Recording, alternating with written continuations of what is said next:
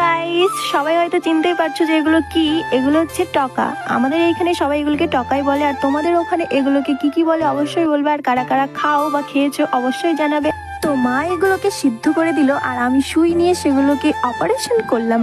থরি থরি মানে সেগুলোকে ভালোভাবে পরিষ্কারভাবে বের করলাম। এবার বের করার পর কল থেকে ভালোভাবে ধুয়ে নিলাম। এবার ধোয়ার পর মাকে দিলাম রান্না করার জন্য, আর আমি স্নান করে আসলাম। তো গাইস, ফটাফট স্নান সেরে নিয়ে এই যে এদিকে কামরাঙ্গা নিলাম আমি, এই যে এদেরকে খাওয়াবো বলে।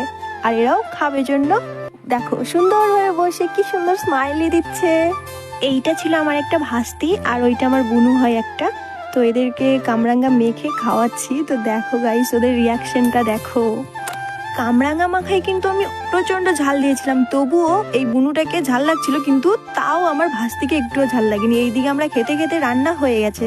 তো কে কে টাকা খাও অবশ্যই কমেন্টে বলবে গাইস, কেমন লাগলো বলো।